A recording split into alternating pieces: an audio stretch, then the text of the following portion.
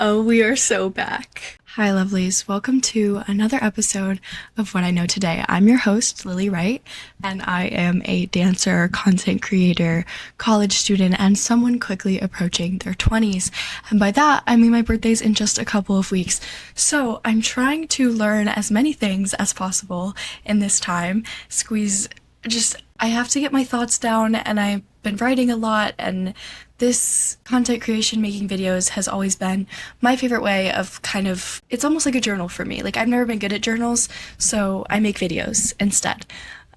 So that's what this is. It's just a way for me to share my story, my experiences, my thoughts today, and hopefully, inevitably, those things will change in 20, 30 years, even maybe like a week, because my mind changes pretty often. So I will give a warning. Today I'm trying to do this a little bit different. I'm trying to do less cuts. I'm trying to make the editing process a little bit easier, just so that I'm able to get these episodes out a little bit quicker. That being said, this episode is going to discuss body image. So with that comes things around food, things around exercise, things around just the things that we see when we look in the mirror, insecurities. If any of those things trigger you or make you uncomfortable, please feel free to skip out on this episode. But if it might be helpful for you to kind of hear somebody else's experience navigating body image in dance or on the internet, or just as a girl in the world, a woman in the world, which is hard, stay. And I will be as honest as possible with you guys as I always am. So that being said, this is what I know today about body image.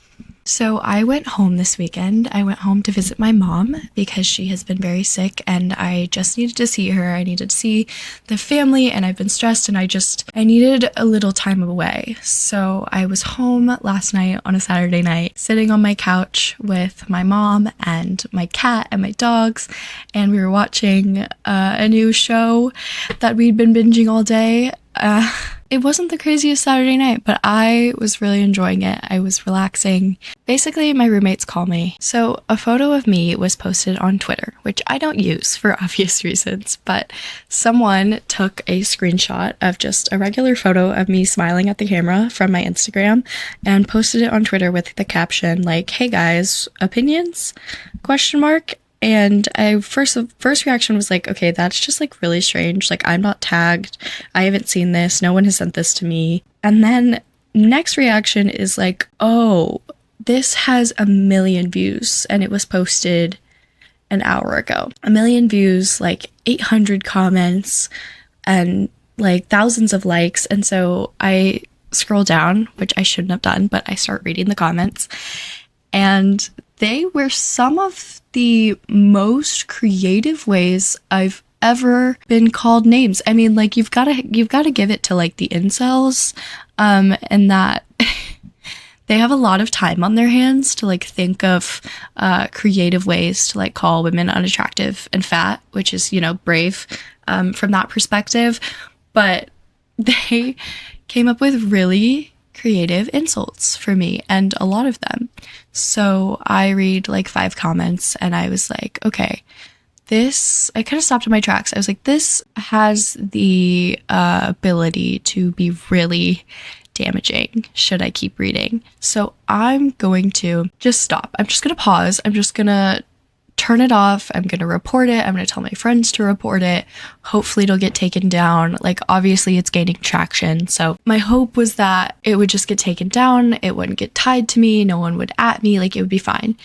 And like, I can't explain what my reaction is when things like this happen, because this isn't the first time, unfortunately, that something like this has happened. I mean, I'm going to do another episode on social media.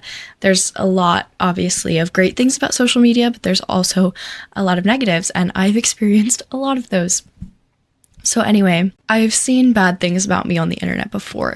This one just caught me off guard in the sense that people feel so passionately about discussing someone's body that they don't know. Like, it was just, I don't know. These things, I have kind of a thick skin about these things. So like, it never impacts the way I feel about myself. It never impacts like, it doesn't make me think, should I change things about myself? It doesn't make me think, am I really fat, or am I really this, or am I really that? Like, that's not the reaction that I have. Also, I'm like very slow to anger, so it doesn't make me angry either. It just makes me like kind of devastated and kind of like sad that that much hate exists in the world. Like, that many people want to tear down someone that they have never met, have never seen in real life, have never spoken to. Those people in particular, like, had never seen me before. And like, the things they were able to make up about me and my life and my habits and my, like, it just, like, I cried, like, thank God my mom was there. I cried, I broke down. I was like, I can't believe that this exists, that people are like this, that this many people are like this, that someone did this, like, wanted to do this to me in the first place. And to come to find out, this person's account is like dedicated to just doing this, like taking innocent people's photos and tearing them down. So I think it was like shock and disappointment more than anything. But thankfully it doesn't have any impact on how I feel about myself, because for a lot of people, I think it would. And just to update, I mean, this post didn't get taken, it's been taken down now, but it was up for a good like 48 hours. And I believe, I wasn't keeping tabs, someone told me it had like 2 to 3 million views and thousands of comments. And I don't know. Honestly, I never looked again. I never asked anyone to look again. I just kind of decided, like, not my circus, not my monkeys. If it's not real to me, then it's like not real at all. Then it's just discourse about this made up person that these people are kind of projecting onto, you know, like, there has to be like some separation. But it's been taken down, thankfully. But you might be wondering, like, why would millions of people having a discourse on your body not affect you that much? Because yeah, I can understand that that's crazy. But I think I feel this way a lot about the internet, but I've told myself so many horrible things about myself in my life, that like almost now that anything that anyone else would say just kind of doesn't have that same, it doesn't penetrate, doesn't have that same effect. I've also just healed a lot. I've been through a lot of therapy, and I am at a place in my life where I'm really, really confident in the person that I am, and I like a lot of things about myself, and I love a lot of things about myself. And sure, there are things that I don't, but I also have an understanding that, like, what anyone says about me kind of can't hold a lot of weight. So as I mentioned, I have had quite the journey when it comes to body image. Specifically, I have some notes here just for like storyline purposes. I remember around like 7th grade, I think, was the first time I became like really aware of my body in a way that I had never really thought about it before. I didn't have like a lot of family influences about my body. My parents didn't really talk about it. My mom didn't really talk about it. Thankfully, they're lovely people. But in 7th grade, I remember it was kind of like a conversation at the lunch table. It became kind of like sharing tips about how to change your body or how to change your weight, how to change your look. And we had a Valentine's Day dance coming up. I think this was probably like December, January of 7th grade. And in February, we were going to have a Valentine's Day dance. And this was the first dance that I was ever going to go to. We didn't have like formals or like winter formals, spring flings, I don't know. Anyway, this was the first dance I was ever going to go to. And the idea is that you go with a boy. And the conversation was basically like,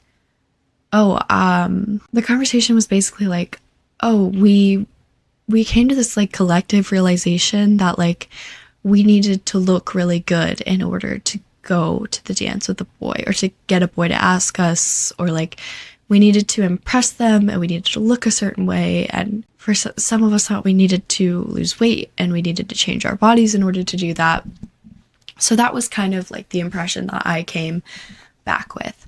So that's what I did. I did everything I could to try to change the way I looked for the next few weeks. And that came with some really unhealthy habits and just unhealthy ways of thinking, and a lot of like reflection, and a lot of staring myself in the mirror, and a lot of picking myself apart. And it was just, it kind of felt like the world came down a little, because there's this whole new way of thinking that just kind of like had never occurred to me before. When you suddenly realize that like your value might be determined by the way that you're like shaped, or how much makeup you have on, or how your hair looks, or how you dress yourself. Like this thing that, for me, I was always into fashion, so it used to be so like, it used to be so like expression, or it was like I was decorating myself, like I was just like a canvas to paint on, or a way to express the things that I loved, like wear my favorite t-shirts, or my favorite color, or glitter, or wear my heels to school. Like those were the things that I was doing. I was constantly overdressed, and so it turned from this like way to express myself into a way to like shrink and hide, and that really did a number on my brain at the time. So first I'm realizing like, okay, so people are gonna look at me and make judgments about the person that I am based on the way that I look. And shortly after, I had a conversation with my dad, who was like, oh, I was at a basketball game the other day, and your middle school principal like came up to me and expressed some concerns. And I was like, okay, I'm like top of my class, and I've never had a detention or like even been in trouble. So like, what could my principal be worried about? And he was like, oh, well, he said that you're starting to dress differently. You look a bit different. And he just thinks that he phrased it as like acting older, like acting above your age, or he said like I was growing up too fast, and that he was like afraid about what path I might go down. And mind you, this is all just because I went through puberty, and like when I went through puberty, it happened really fast, and it happened at the same time as like being aware of my body, and like there were a lot of changes at once, and I don't think I knew how to handle them. But to hear that they were noticed by someone else, figure of authority in my life, who was, it was just, I can make assumptions about why he said that, but it kind of just like rubbed some salt in the wound. So yeah, I started dressing differently. Sometimes I was just wearing like huge hoodies, hoping that like basically I could just like crawl into them, like no one would look at me. Other times I was going through phases of like, oh, I need to wear leggings every day because like that's what the guys want to see. Or I don't know, it wasn't really like controlled by me and what I liked anymore. Like the way I dressed was controlled by like what's going to be flattering or make me look a certain way, or make my body look different than it is, or make someone else like me. Like there was just always some different influence that had nothing to do with just like what I wanted to wear. And it's like, that sucks. But like further than that, I mean, that was around the time I started getting a lot of male attention, and a lot of like, you get all the middle school comments from boys, and you start like sucking in all the time when you're walking down the hall. Like I was like, I'd rather like hold my breath and like not breathe, just so like nobody notices that I look different. And I just started connecting the dots between like the way that I looked or the way that I presented myself and like getting any attention. And I was like a really determined, really ambitious kid. I've always been ambitious, but I was a really ambitious kid, and I was like gifted and talented, and I loved academic validation. And so like any type of like positive attention or validation was really important to me. So I realized like, oh, I can also get that through the way that I look. So it's like something that I can perfect. It's like a project, which your body, the way you look, not a project. Let's be very clear about that. But that's like certainly how I felt at the time. I remember going to a bonfire around the same time after like a football game or something, and we played this game that like every middle schooler has probably played, but it's basically where like you ask someone a question and they answer out loud, but you can't like tell everyone what the question was. And it basically comes out that like all of these boys that I don't really know or talk to start making like deeply disturbing sexual comments about me.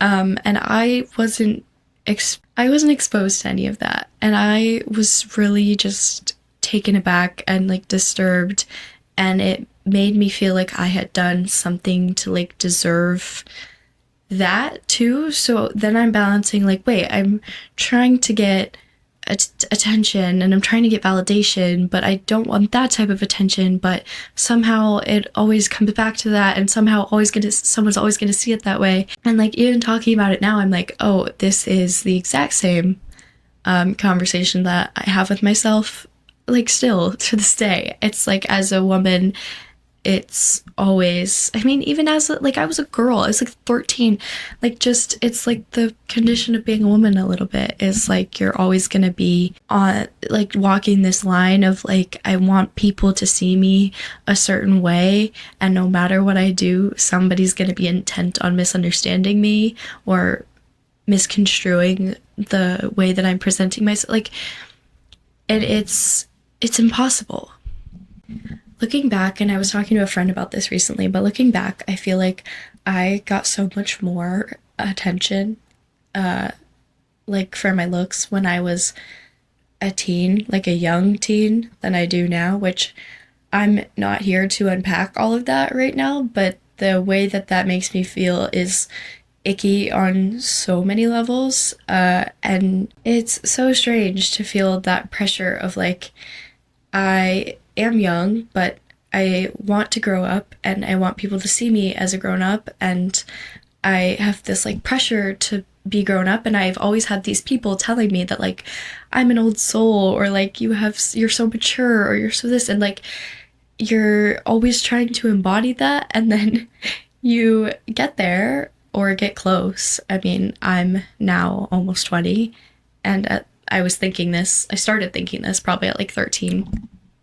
And so I'm technically an adult now, but like still feeling the same way. Like you're just kind of, you start to feel a little like commodified. Is that the word I'm looking for? You just start to feel like something molded by all the people around you to like be a certain way. And then like you're always trying to like sell yourself to people based on the way you look. And I mean, I know for myself, those standards are impossibly high, and it feels like sometimes I'm putting on like 5 different masks in one day or 1 week just to fit each like role or group of people that I encounter during my day. So kind of moving forward, in high school, I started growing even more. My body changed a lot. I was like curvier than most people. I always had bigger boobs than other people. I always was just that girl that like, I don't know, I always felt like I looked so much different than the girls around me. Like specifically in high school, I was like, why does every girl look exactly the same? And then I am like the odd one out. And like that was probably a little skewed, but it felt like everybody got like, was just sort of a variant of like the same thing. And for some reason I was like this weird like mutated one that just like got drawn the wrong, like it just something was seriously wrong. That's genuinely how I felt about myself. And I thought that I looked noticeably different than my friends, and I thought that like if we were out together that like they would get noticed before I would.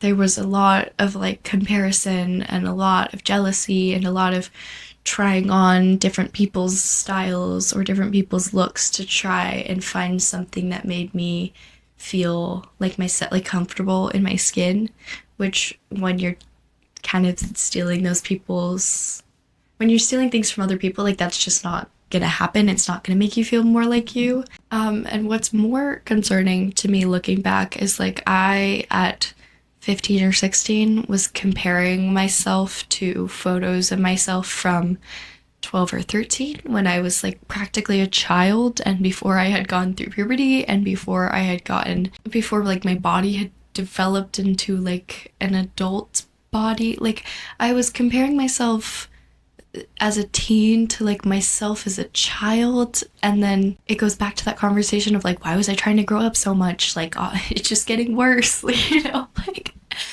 which is so silly. But and also like today, like you're always gonna look back on yourself 3 months, a year, 2 years, 5 years ago, and like, and why is that the only time we can see the beauty in ourselves? Why is that the only time where I can look at a picture and be like, wow, like she's beautiful, or like look how pretty I looked this day, or like gosh, my hair looked so good, or I didn't appreciate this thing about myself at the time, but I don't know why I can't do that in the moment. Like still, that's something I'm so bad at.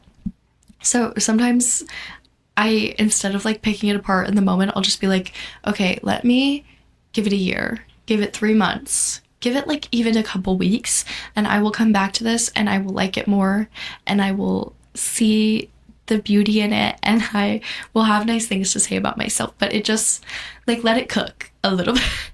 Like let it cook a little bit, give it some time. So sometimes, that's a constant reminder for me. It's like, just leave it. But yeah, I mean, in high school I was in sports. Middle school, high school was around the time that I started dance, and boy did that have an impact, as you can probably imagine, on my body image. But I also kind of mentioned like I was experimenting with my clothes in high school.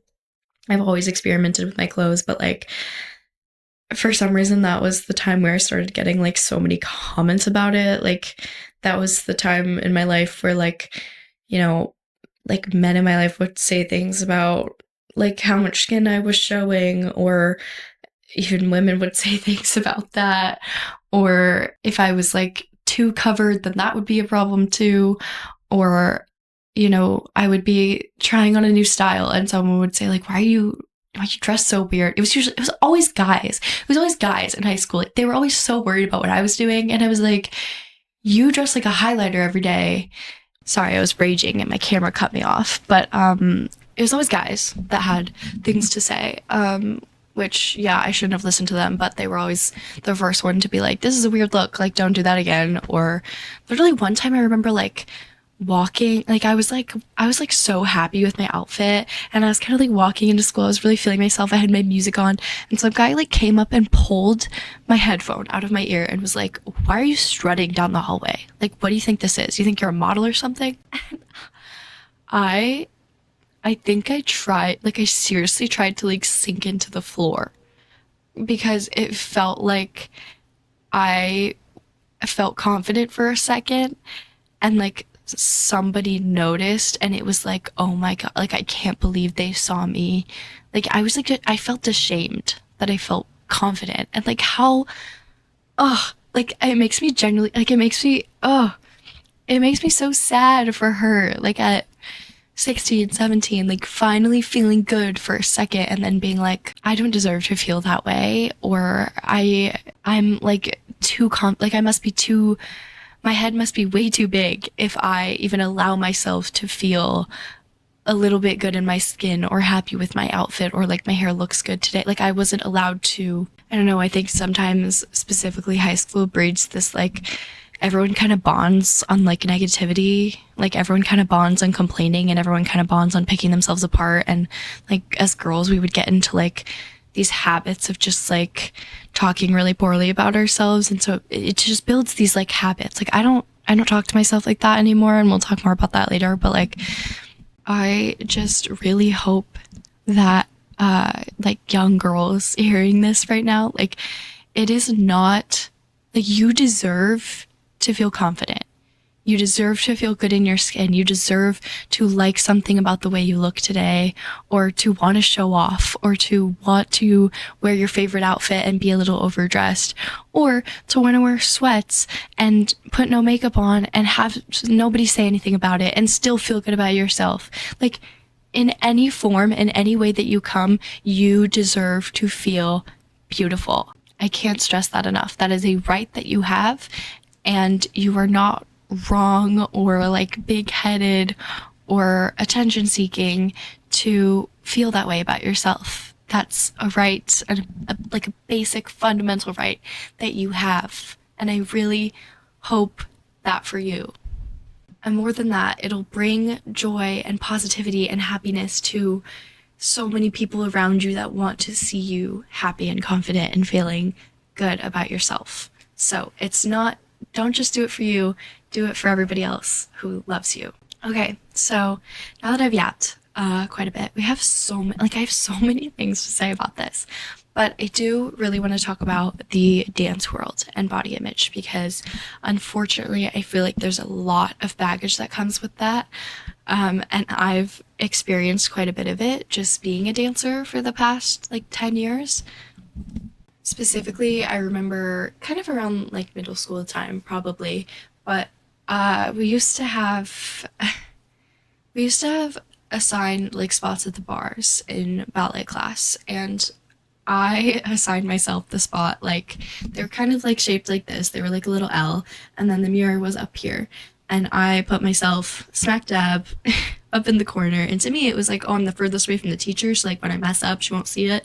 But what it ended up being was I am just staring at myself in the mirror. The mirror is right there, and I'm always on display, and in dance, you're kind of taught to really use it as feedback, and unfortunately a lot of people are taught that it's also a way to reflect on the way your body looks, and that's not really what it's for in dance. It's for alignment purposes, and it's for as are my limbs in the right spot, and it's for educational purposes, which people don't understand. But I found myself looking in a mirror a lot, which at the time was something that I was doing at home quite a bit as well, just sitting there and pinching myself and looking at different parts and being why doesn't it look like this, and why does it, yeah, there was a lot going on. So again, I find myself in front of a mirror and in tight ballet clothes, in a leotard and tights usually, and I would come in once or twice a week and I would look in the mirror and I'd be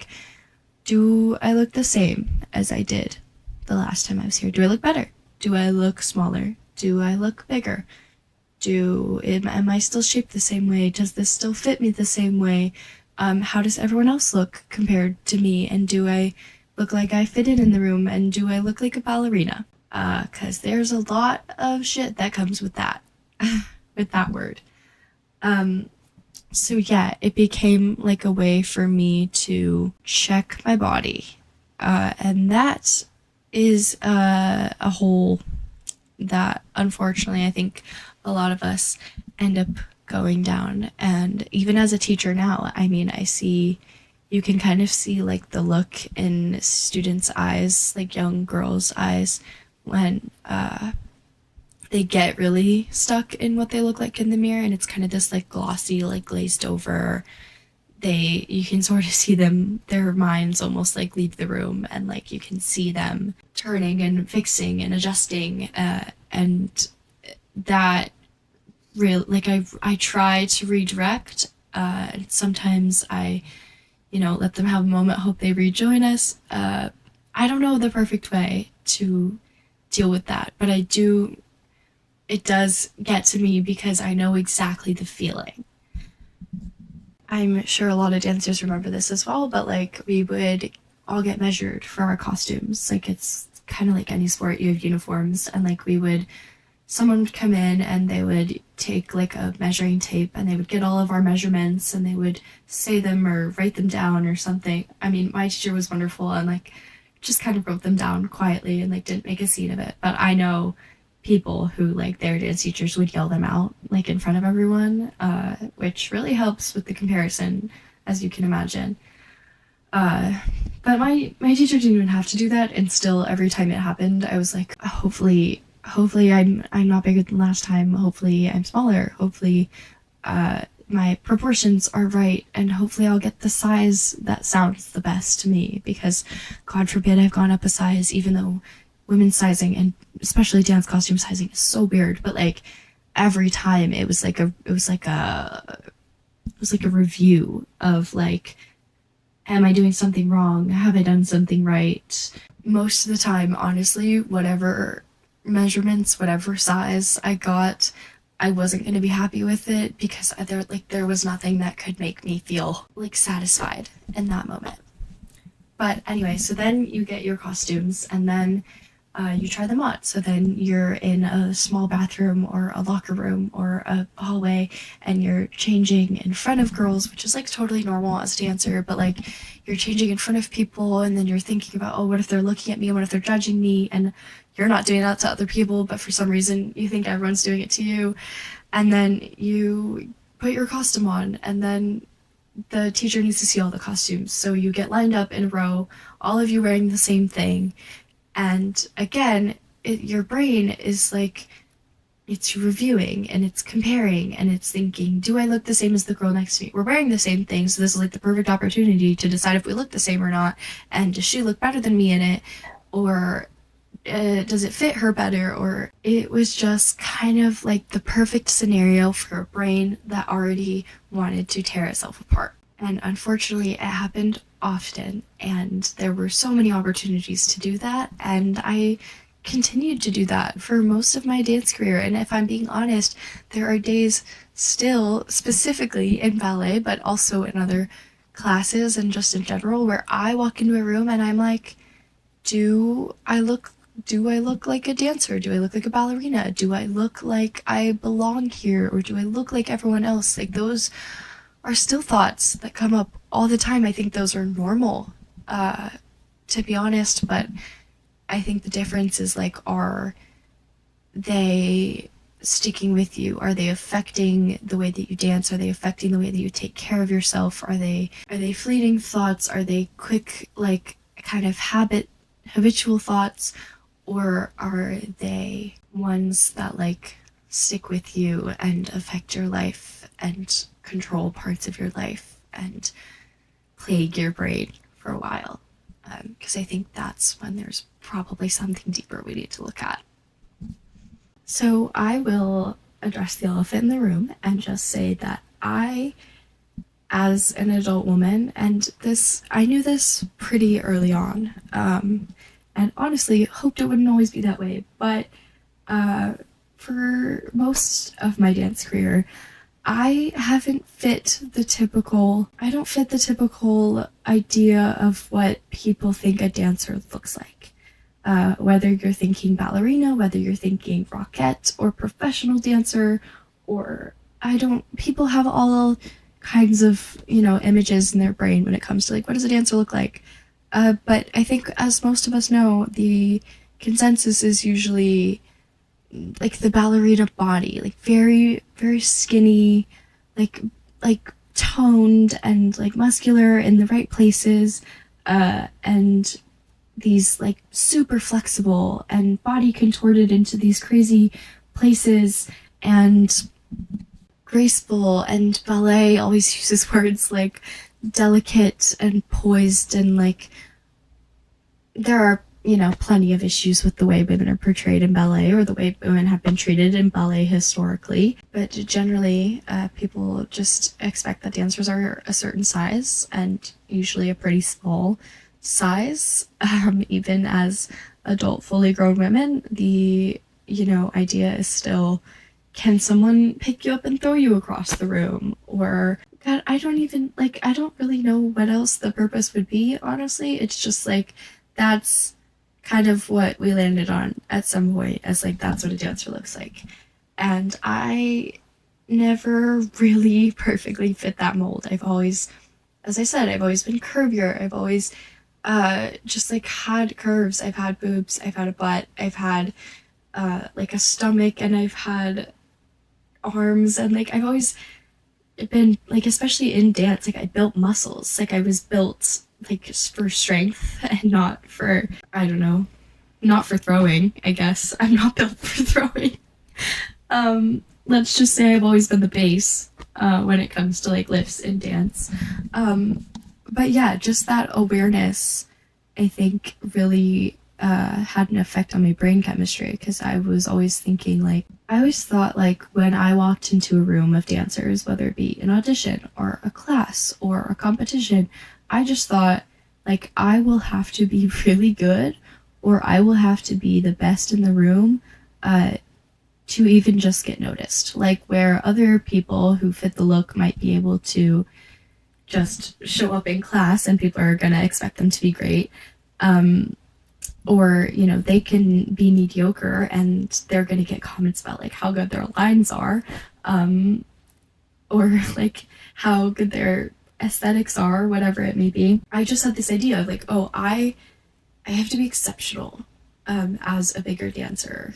I'm gonna use that word, but anyway, I have to be exceptional in order to get noticed. Whereas some people in the industry are just gonna be noticed because they fit the role. Because sometimes choreographers or people who hire dancers are just looking for people who fit the look. It's like acting, it's like modeling, it's like anything in the industry. And I've always wanted to go into like commercial dance. So I, you know, heard horror stories of like, oh, we walked into the audition and they lined us up and they went down the row, and then anyone who didn't fit the look was just dismissed. Like, they'll line you up and they'll say, you don't look right, you don't look right, you don't look right, too fat, too skinny, too this, too that, and they will just send you out the room. And you haven't even danced yet. You haven't set foot on a dance floor, but you just didn't fit the bill. So you don't even get a chance to dance. You don't get to show them what you can do. You're just out of luck. So I heard those horror stories pretty on, and I was like, okay, so now I know what to expect. But should I be given the chance, I need to be incredible, because I don't know how many of those chances will come my way. So I'd get these corrections like my lines were right, or my turnout wasn't good enough, or my feet couldn't come all the way together in first, which not everyone's anatomy is the same, and my legs are just like muscular and a little bit bigger, and so they just, like, it doesn't work like that for me. And I think it was during high school, I read Misty Copeland's book, and she talked about joining her first dance company and how she was kind of always told that she was too big or too muscular.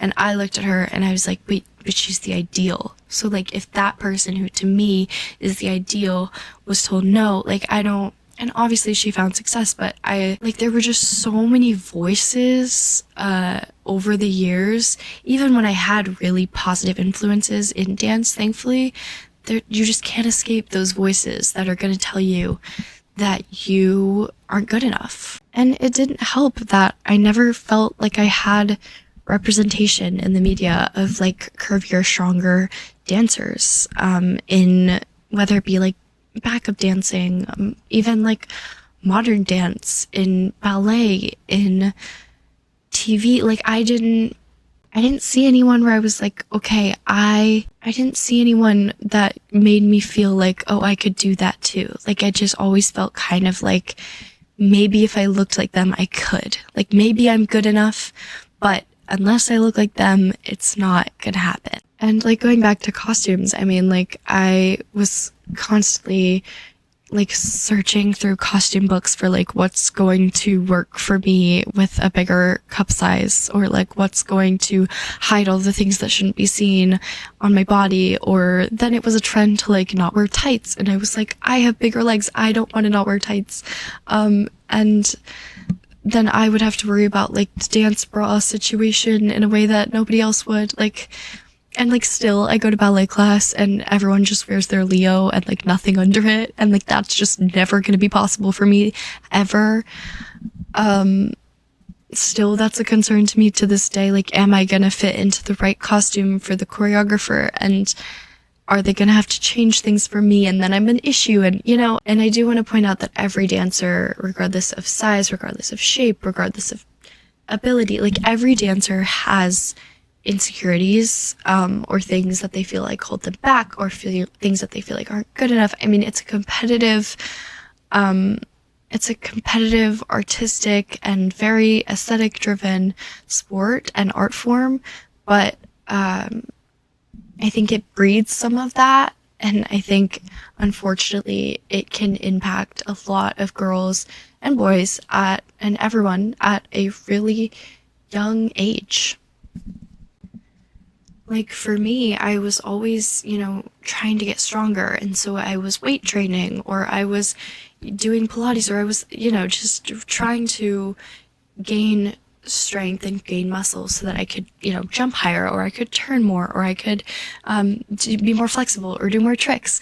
And I, just as like a bigger person or like a more muscular person, was able to gain more muscle faster. And so I've always had more muscle. And where I valued strength, I think the dance world sometimes values size. So it's about how can you be as strong as possible while also being as small as possible. And those things don't really go together, and I don't know why that's the expectation.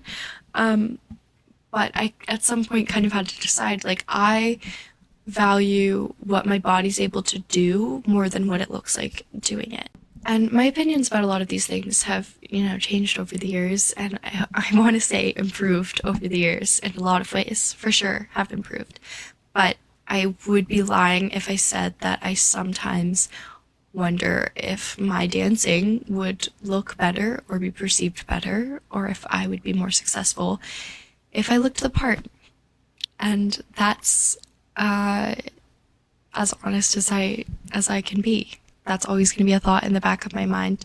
But at the same time, I think of how impactful it might be for me to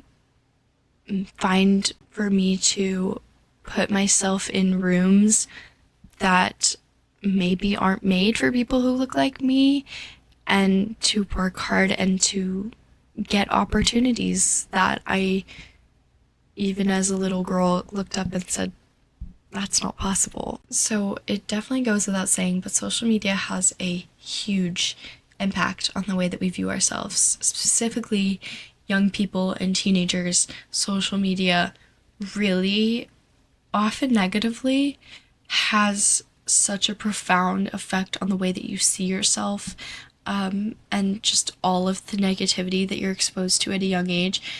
It breeds comparison, it breeds insecurity, it breeds jealousy, and it, in a lot of ways, I have a lot of issues with it. That being said, my job is now working in social media. I'm a content creator, and I make videos on the internet, and I make dance content, and I make fashion content, and I make lifestyle content. This is now what I do for a living. So while I understand all of those things about the internet, my goal is always to be an example that while that might be the norm, that doesn't have to be the rule. Sometimes I think that even the fact that I create dance content and exist as a dancer or as a bigger woman on the internet, whatever you want to call it, the fact that I express myself and do what I love and do it with confidence and do it with passion, and share so much of it, I think that could make a difference to someone. Just to see someone who looks like me or came where I came from, or whatever the circumstance may be, someone's going to relate and someone's going to see me doing it and believe that it's also possible for them. But while I didn't really have as many eyes on me as a kid, I think I got my first social media at 10. I was running rainbow loom businesses on Instagram at 10. And then I had a baking business. I was always on social media. I was always creating. I always had big ideas, and I was ambitious, and I was always creating. And I think I always had a good eye for what people might be drawn to or what kind of content they might want to see. The first time I remember it really impacting my body image specifically, I think was when I got Snapchat, which unfortunately was around age 10. I don't know how I feel about that decision, but anyway, I had Snapchat. I wasn't like talking to anyone. I probably had my parents and my sisters. But it was the first time I realized that like in the age of social media, you're going it's like that feeling of like being in dance class and seeing the mirror all the time and like feeling like you have to like look the right or like be posed the right way or look the right way or look better than last time, like that feeling of like having to be on. Getting social media gave me that feeling again of like I have to be on, I have to look right. It's like a way to review of like, do I look okay? It's a way to fix whatever needs to be fixed, or see if there's food in my teeth, or see if my mascara has smudged. Like, specifically, like Instagram and Snapchat gave me that feeling because I was like, oh, it's a way to literally have a mirror on me all the time. And while that didn't feel good, it did kind of satiate that need to like make sure I looked the way I wanted to look, if that makes sense. So I came up in social media obviously pretty early on, but also in the era of like dance moms and like the first like kid influencers. And I grew up just like idolizing dancers and creators on social media. It was the first time like I felt like we had access to like the dance world or just like the world in general beyond the people that I knew in person. So it felt like so much opened up and I had so much access, and obviously in so many ways that's a bad thing, but it also just really led me to like idolizing these girls and these dancers that I was seeing online. And I've always been really active on social media and I've always liked some aspects of it and I've loved creating. And so I'm someone who like loves to read comments on things just because I'm like, oh, someone's gonna relate to me or someone's gonna have something funny to say that's gonna make me laugh. But also what comes with that is like you see the hateful ones, and there's always hateful ones. Like you would be, I know we've all been like shocked at like looking at a post and being like, oh my god, how cute or how funny or how whatever, and then you go to the comments, they're all negative. It's like how did you even twist it to make this negative? It gave me this awareness of like, again, the way that the world might perceive you based on the way that you look. So like even today, my sister and I joke about this sometimes because it's just so gross, but I mean, you kind of have to joke about it. Like the way that you'll see one person's video and all the comments are, you're serving, you're so beautiful, you're stunning, how do I look like this, blah, blah, blah, which some of those can be problematic as well. Anyway, then you see maybe a girl who looks like me, maybe a girl who has a different body type, maybe a girl who I don't know. Like there sometimes there's no difference between the girls, but this algorithm is different than this algorithm. And this person gets the comments of like, do flowers grow where you walk? Or you look like you give really good hugs. Or oh my god, like, or like just outright hate comments, or men trolling in the comments. Like one thing that I've learned for sure about the internet is you can't predict what reaction you're gonna get to almost anything. There's always gonna be someone who reacts in a way that you literally never could have predicted to whatever it is that you're putting out, even if you had nothing but good intentions and there really isn't anything negative about the post itself. But yeah, with being active on social media, you just start to notice these like fundamental differences between the way that girls who look like me versus the way that girls who look like Kendall Jenner are talked about. And just in general, it can be so like disappointing to see how much discourse and conversation there is about a woman's body when she's simply sharing her outfit, or when she's living her life, or when she's posting a cute photo with her friends. And I lived through the era on social media that unfortunately is still going, but where people, are constantly selling.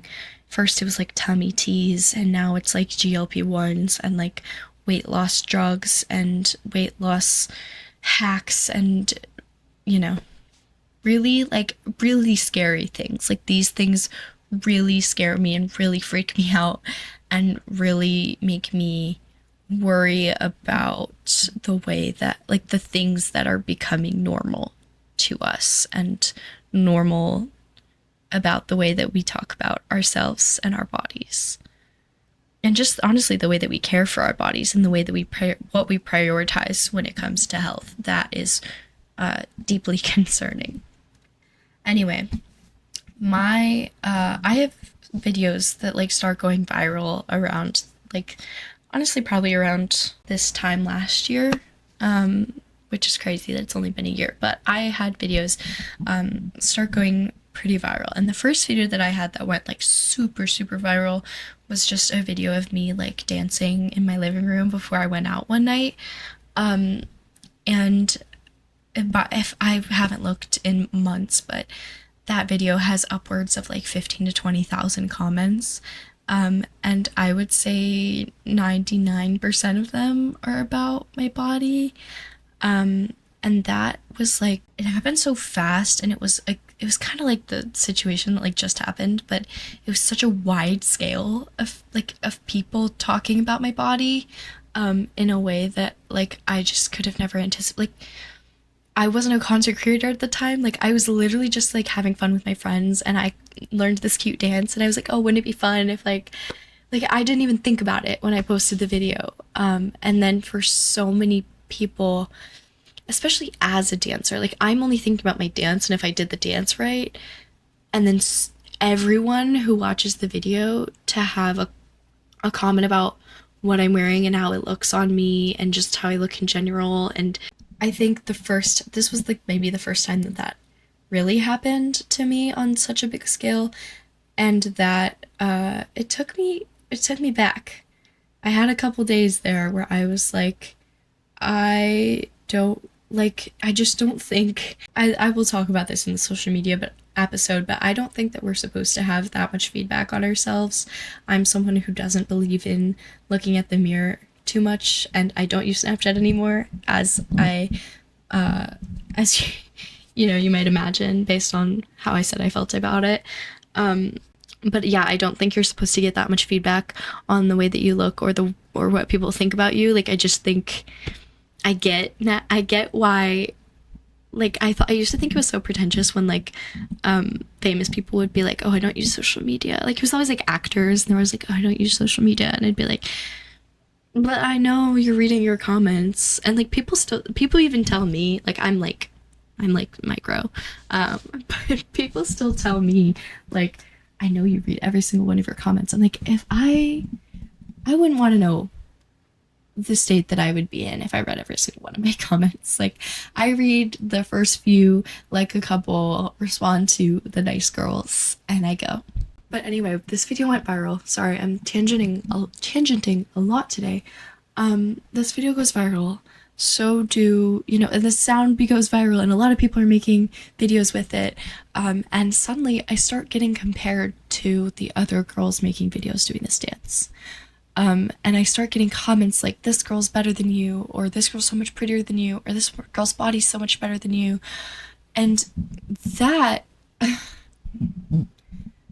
like, again, I was like, I don't understand how these things can be so unrelated, and how somehow it became a competition. Like, me and other women making videos of ourselves for fun with our friends in outfits we feel cute in. Like, how did that become a way for people to like rank us based on the way that we look? Like, that kind of blew my mind, if I'm gonna be honest. But weirdly, another situation like this happens a little bit after. And this one was more recent. But I read this book series that I like fell in love with. I'm such a book girl, as you might know, but I read this book series that I just adore. And I've been like flying through these books. I'm actually still reading them. I was flying through these books, and I fall in love with this character. And like, she is so amazing. Like, she's such a badass. She's just so cool. And then I come across this video on my For You page, and it's like an edit of me. It's just like videos of me. And the girl captioned it, the girl that made it captioned it and was like, this is exactly who I see as this character. Like, this is my fan cast for this character. Because people do that all the time. They're like, this is the fan cast for this character. She's like, I think this girl's perfect for her. She looks just like her. She's just how I pictured her. And I'm like, oh my god, this video has hundreds of thousands of likes. So I again, opened the comments. Don't do this on videos made about you. Just don't. But there are like 5,000 comments, and what I didn't expect is like they were just heated discussions, heated discourse about, no, this girl's way too fat to play this girl, and Lily, I'm gonna use Lily. Lily doesn't look like how I imagine this girl. Lily's way too fat to play this girl. Lily's way too ugly to play this girl. Lily does not have the body type for this. Maybe if Lily lost 100 pounds. Like, they were outlandish. And people, like, the book fandoms are really, really passionate. And I love that about them sometimes. And other times I'm like, we cannot. Like, this cannot be what takes us out. Like, anyway, I spent some time in those comments, which I shouldn't have done. But I just couldn't believe that, like, people, it always takes me aback at like how like dehumanized you can become when you're like a character to people on the internet. So again, like, I have empathy for that, like that those people don't ever think I'm gonna see that, but I did, unfortunately. And people, I couldn't believe that, like, it was like personally offensive to those people that I might be considered this, I don't know. Like, people were just that mad that, like, that was one person's opinion and that she thought I was pretty and looked like this girl that she thought that she liked from a book. I don't know. Like, it threw me for a good loop. And there are moments like that where I just have to really dive back into real life and the real people in my life and what is like tangible to me instead of the crazy outer space that is all of the stuff online. But yeah, I think social media has at times really made me, I think now it doesn't make me ever really think about changing my appearance, but there were times where it was just like confusing. Like, there have always been people, especially men, like, the easiest thing that they can ever say to a woman to, like, hurt her feelings is that she's fat, so, like, that's the first thing they go to. So, but there are people that want to call me fat and huge and disgusting, and then there are people that are like, you've lost too much weight. Like, sometimes I post a video and people are like, oh my god, don't lose weight. Like, I don't know. Like, just weird. It's really weird. It's really weird, I'm gonna be honest. It's weirdo freak behavior. But then there's people that, like, praise my confidence. Oh my gosh, I love your confidence, which I'm like, first of all, confidence is like a human right. Confidence is not, like, I don't know. But some people praise my confidence, and then some people are like, oh, you don't deserve to feel confident, because you're this or you're that. And then there's also the aspect that I was talking about, like, that I felt as a little kid, as a girl, like, as a 13-year-old, that I still feel today, of like, no matter what I do, I'm going to be sexualized. And that's a whole other episode probably, but like, I am always walking that line of like, I want to be confident, and I want to be myself, and I want to do the things that I do and wear the things that I wear, but I don't want to be perceived this way. But some people are going to perceive it that way anyway, and some people are going to look at my body and assume things about me just because of the way that my body looks, and that can be super frustrating and feel really like a trap and like something that you're stuck in. And while in some ways it's like, yeah, this was the body you're given, and like, if you don't want to change it, then yeah, that might happen. But again, it's kind of just like, I am not responsible for what other people assume about someone that they do not know. And I think it helps that I'm so confident in the person that I am and my morals and the things that I believe in and the things that I do. Like, I'm so sure of my actions, and just the human that I am at my core, I can disprove those things so fast now that it's like, oh, okay, like, you know, it doesn't hold so much weight.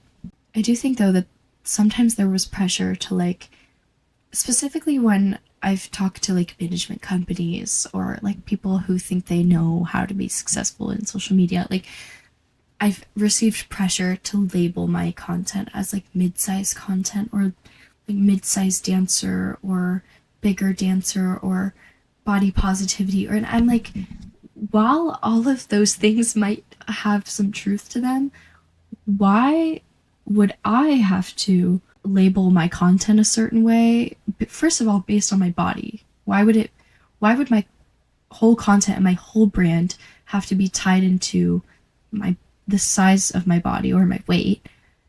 Second of all, why would I have to label myself as a bigger dancer or mid-sized dancer when other dancers don't have to label themselves as small dancer or muscle dancer? Or, you know, like, why are we encouraging, like, it would encourage this like othering of like, it's just very strange to me that I would have to put this label on my content that like I am not like other dancers when I am here and I am a dancer and I have talent just as other dancers have, and I do the same thing that other dancers do, and I'm going for the same opportunities and I'm going to the same auditions and I'm in the same dance program. Like, what about that makes me different than other dancers? That was my issue with it. I can exist and be mid-size and be bigger than other dancers or be muscular or be whatever you want to call it. I don't typically put labels on the way I look, but I can exist and be all of those things and still just be a dancer. So what I'm never going to do is make my entire brand about like, this is how you succeed, or this is how you have confidence, or this is how you have self-esteem, despite being this size or despite looking this way. That's one thing that I will never do, because it's not despite, it's with these things that make me different, I will succeed. With these things that make me different, choreographers, people that want to hire me will look at me and say, I like that that's different. There's something about that that's really special to me, and I want to showcase that. And if they don't, I will. I will continue to do that for myself. Now, one thing that I hope isn't happening is younger dancers idolizing me. You should not be idolizing anyone on the internet, but I'm a normal person and I would feel really responsible for any girls that look up to me and think I need to be her in order to do what she does or in order to get whatever opportunities come my way. I would never want you or anyone watching this to think I need to be like her, look like her, act like her, talk like her, whatever it may be. Again, it goes back to like not putting labels on yourself. With whatever you have, with whatever you bring to the table, you will be successful. You are a dancer and you are incredibly special and unique and important. This is kind of unrelated, but like, who benefits from me hating my body? Because it's certainly not me. It definitely wouldn't be the people watching me online. It definitely wouldn't be my friends or my family, and it wouldn't be anyone who's out there to give me an opportunity. So while that might be some people's goal, that's just not something I'm willing to let happen. Specifically, not something I'm ever willing to happen again. Okay. Well, now that I've gotten some feelings out, I'm going to tell you what I've learned and wrap this thing up.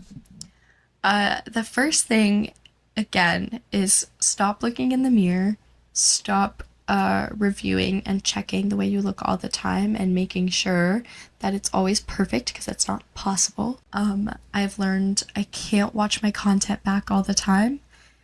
Though my job is to make videos of myself and take videos and pictures of myself, I literally like take them, look at them once, send them off, never look at them again.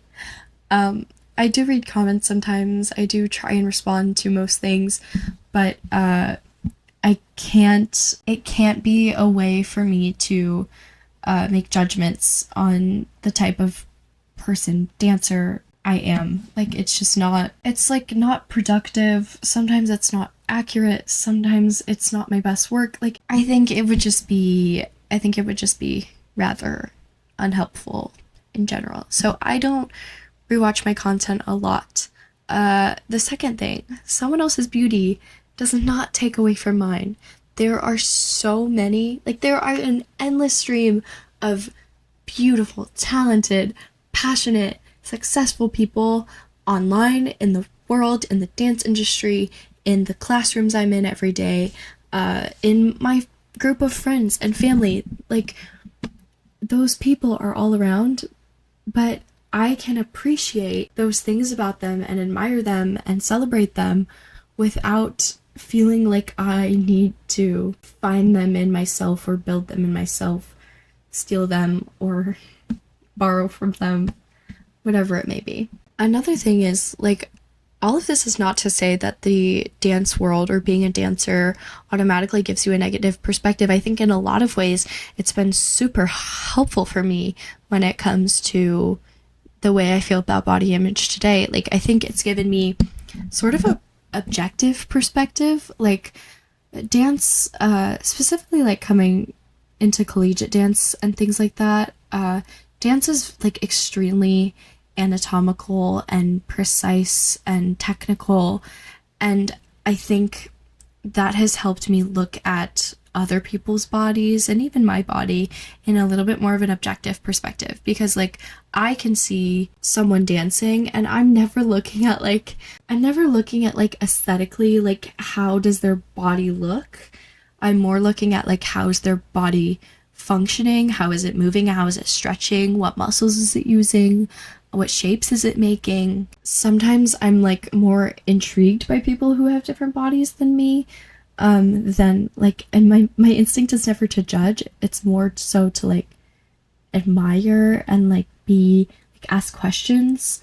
Like, I can see someone who's like built very small, and watch the way that their body moves and be like, oh, that's so interesting. Like, that's not the way it looks when my body does it, but it's interesting that that's how it looks when they do it. And it's interesting that like their body, you know, folds in this direction or stretches this way, or that you can see this muscle in their body that you can't see in mine. And I think I'm just like, those things don't really cause comparison now. It's almost like a scientific approach, and an educational approach, and that can be really, really helpful, I think, when maybe your instincts used to be to compare like their strengths and yours, or their strengths and your weaknesses. People are so different that that's just not, like, again, it's not productive. It doesn't make sense, because you're never going to be able to line up two bodies or two people next to each other and have all of these things be equal and drawn out and make sense. It's just not going to.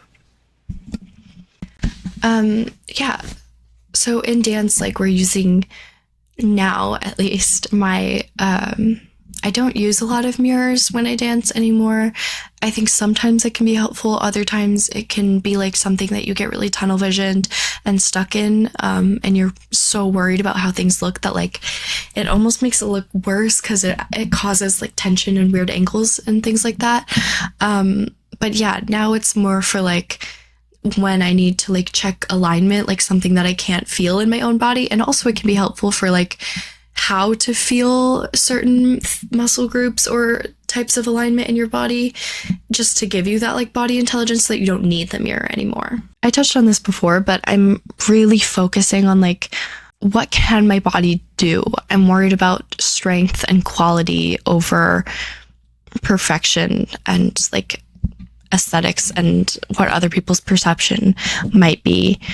I definitely have a sense of like neutrality with my body, where I'm like, I can look at a picture or video or even in the mirror and I can be like, oh, maybe this isn't my best day. That's okay. Maybe I don't look good in that picture. It's probably a bad picture of me. Like, there's probably better ones. Or I can say like, oh, I love the way my hair looks in that, or I love the way this looks in that, or I love my outfit, or I like this, I like that. A lot of the times it's like, oh, I just like this. You don't have to love it. A lot of the time it's like, oh, I don't like that. I'm not going to post it then, or I'm not going to show it to everyone I know, or I'm not going to make it my phone screen background. But I think when I start pointing out the positives more often and just the negatives kind of aren't my problem, it just becomes like habitual. Your brain just starts to make those mental pathways of like, we speak positively of ourselves before picking them apart. And that takes time, like most habits do, but it is very satisfying when that's just kind of like the way that your instincts are. I've learned that self-love literally goes into everything, from giving myself rest to drinking enough water to like preparing my food so I feel fueled, avoiding things that aren't good for me, and like caring for my muscles and stretching. And like self-love isn't just like, do I look in the mirror and am I happy with it? Because I don't think that's like super realistic all the time. I think self-love is like, am I taking care of myself? How do I feel in my body? What can I create with it? What is it capable of? What can it do? And what like privileges do I have in my body? I just think there's so much beyond, like, do I look good naked? Like, that's like so low on the totem pole of things that are important when it comes to your body. I will say, like, these things are so much easier said than done. I still freak out, like once a month, depending on like where I am on my like cycle with my period. Like once a month, I'm like, oh my God, I look so different, or I've gained so much weight, or I have this, or I have that. And I freak out for like a few days, and then I'm like, oh, that makes sense. Like I just have to like check my tracker, and then I'm like, yeah, actually like clockwork, and I should have anticipated this, but somehow I don't every single month. I still doubt myself. There are still things I would change about myself. There are still times where I don't want to be seen. There are still times where I don't want to make a video in my bummy clothes, not wearing makeup, because I'm like, oh, someone's gonna have something to say about it. There are certainly in my job, there are times where I feel like I still have to be on all the time, and I'm working on that, and I'm working on just showing all the in-betweens and all of the things. I'm learning that healing isn't linear, acceptance isn't linear, we're all a work in progress, and setbacks and bad days and insecurities will come, and they will be there, but some days they'll just be passing through, and you'll know that you can go to sleep, and the next morning they'll be better. I've really learned to prioritize movement that makes me feel happy and fulfilled, whether that be, workouts that feel good, or, really prioritizing dancing even on my like rest days. Oh, I unfollow people that don't make me feel good. I've said this before, but like, you don't need to punish yourself by like making yourself watch people that like make you feel insecure or that you compare yourself to a lot. And I just surround myself with people who speak really positively about themselves, and I'm really careful about the way that I speak to myself and using positive language, whether it be just like in my head or out loud. I really believe in like speaking things into existence, and I'm just maybe even a little superstitious about it, but it is helpful, so I'm okay with that. And yeah, I'm still going for my dreams, even though I know I'll get no's. I know that some people will want me to change. I know that I'm not some people's idea of a dancer, or I'm not everyone's cup of tea, and that's okay. I'm with all of these things that make me me. I'm gonna go for everything that I want. So yeah, I recently found out that this book series is being developed into a TV series. And yeah, I'm looking for casting calls, and I'm looking for ways to audition for this character that I loved, even though 5,000 people don't think that I'm the right fit for it, or a fraction of those people didn't think that. But I'm not gonna let that stop me from going after something that has been like a lifelong dream. In fact, it kind of makes me want to do it more, which I don't know what that says about me, but last reminders. Your body isn't a project, and the goal isn't perfection. You are allowed to take up space, physical or intangible. You can take up room in a classroom, in a boardroom, on a stage, in a park, wherever you want to go. You can take up space there. And if I haven't stressed this enough, there is not one look for beautiful. There is not one look for dancer. There is not one look for friend. There is not one look for successful. There is not one look for anything. My camera's gonna die. My computer's gonna die. Everything's gonna die. I love you all so much. You mean the world to me. Subscribe to me on here. Follow me on Instagram or TikTok. This was what I know today, and I love you. Bye.